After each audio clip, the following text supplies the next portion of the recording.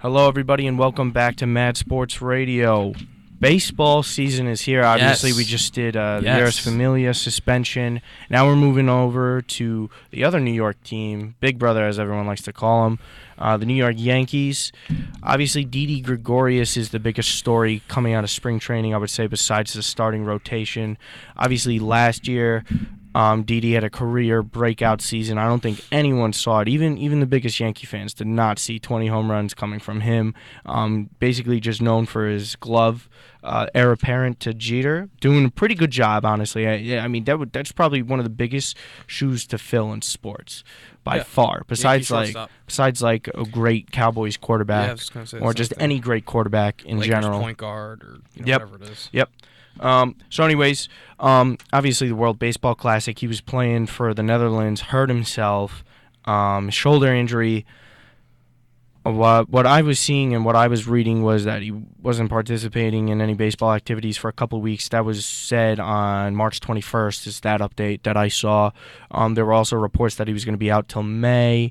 I think the Yankees have been very cautious with this. What have you heard on that? Pretty much the same stuff. Is just a few weeks, no baseball activity. But I am thinking mostly realistically, knowing how Cashman is and how the Steinbrenners are and how Girardi is, their claim they're not trying to win when I don't really see why not. Second place is not even up for grabs. It's kind of ours if we want it. Baseball's that sport, you got to go for it. Yeah. That's the only sport I say. Yeah, but I think realistically probably more like a month, like end of April, beginning of May, we'll probably see Didi back. Mm-hmm. That's my guess, and that's what they should do, I think, as long as there's no more setbacks. Like, even if he's good, play it safe. You got cold April, New York, and all that stuff. Yeah. Kind of plays a factor. Muscles tighten up easier. Yeah, obviously. I think anyone who has said that the Yankees should just bring up Torres is idiotic, moronic. You don't know what you're talking about. I think you're stupid. Oh, yeah. I think you're 100% stupid. I mean, take it from the Mets, who didn't rush up any of their players. Well, these are the same people that will call, Brandon Ingram a bust. Kid's 19 years old. Yeah. Torres, the same people. But I have seen a bunch of Yankee fans that want Torres up, and I think it is so stupid. I know you're the Yankees. I know you can afford money, but when you're able to determine a player's clock and when they start their free agency, obviously the arbitration clock, the Mets have done it, and that's why Syndergaard and Matz aren't going to be like free agents till the 20s. But with a player like Torres, who, we're in the golden age of shortstops. We've talked about this. This is one of like the best generation of shortstops ever, probably.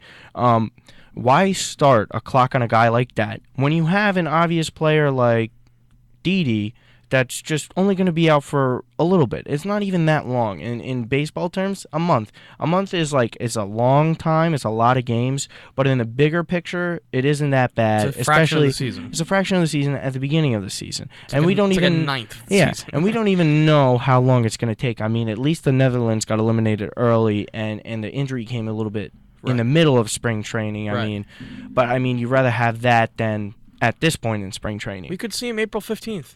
Yeah. 15 games is nothing. Of course. It's something if you doesn't go start, 5-10, it's something. We're still 5 days away till the actual start of the season. Yeah. So he's already not been doing something for 2 weeks. Yeah, and that lines up right away with opening day, and then you'll see what'll happen. Whatever, go to the minor leagues, couple rehab games, get some at-bats in. You got to get at-bats in, of course. There's no rush right now. No, there isn't a rush. There shouldn't be a rush. Obviously, the Yankees are going with the youth. And not only do you start Torres' clock if you brought him up to, by the situation is. And by the time Didi's back, Torres has only been up for a month, and then what do? You send him back down and you started up the clock for no reason? You can regress too. Bring him back too soon, 3 games too early than he should have. 10 at-bats early, and then he overcompensates on something else, and now he's re-injured, now he's out 2 months. Yep. Then you screw yourself. There's no rush. There's no rush. Look, even I talk about it all the time. Mike Trout, Mickey Mantle, when they first came up, they didn't do that great. They came back, and they were best players in the league. So I don't think there's any rush to rush up Torres, obviously. You got a starting shortstop there. He's one of the better ones in the American League and even the AL East. I don't think there's any rush to that. I think Yankees have to be patient. I think that they're smart with the way they handle injuries, I think. I think they do a pretty good job of it. Definitely better than the Mets. Nobody rushes back, that's for sure. Well, yeah, you can't rush back. It's a marathon, it's not a sprint. Right. Okay, it's not NFL. Even NBA is a pretty long season, but there's a lot of games. You got to relax. There's no aspirations for playoffs or World Series unless you're Joe Bags. Joey. Joey Bags, shout out to Bags. So I think the Yankees are going to be patient here. I mean, it's already been a week and a half. What's a few more days, find out with baseball activities. Not a big deal. If he's able to take grounders, I think that's a very good sign. I think that might be best case scenario here. I think it's a little ambitious to think if he's going to start swinging by Sunday or Monday.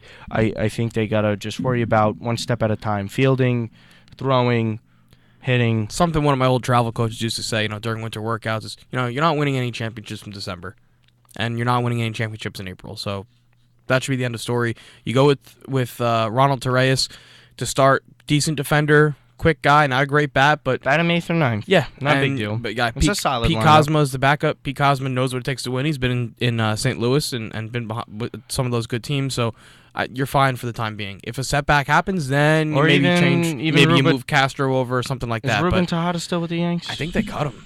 Yeah, I'm not sure I why. Think they he had a cut him. nice little spring, but yeah, but I don't know. I mean, after the Chase Utley incident, it was just donezo. Yeah. Okay. All right. So that'll wrap it up for that. Obviously, baseball season right around the corner, a couple days away. We'll obviously monitor this situation and many other situations across the league. Please like, subscribe, comment, give us any other ideas you would like us to talk about. Obviously, the Yankee situation is very definitely one of the more interesting Yankee seasons, I think, in a long time. I mean, it's a different perspective now. It's not just guys in their prime ready to win a World Series. It's about the youth and a youth movement. Very interesting to see, especially for a team that's spent so much money over the years. All right, Martino Puccio, Matt Lasella, we'll see you next time.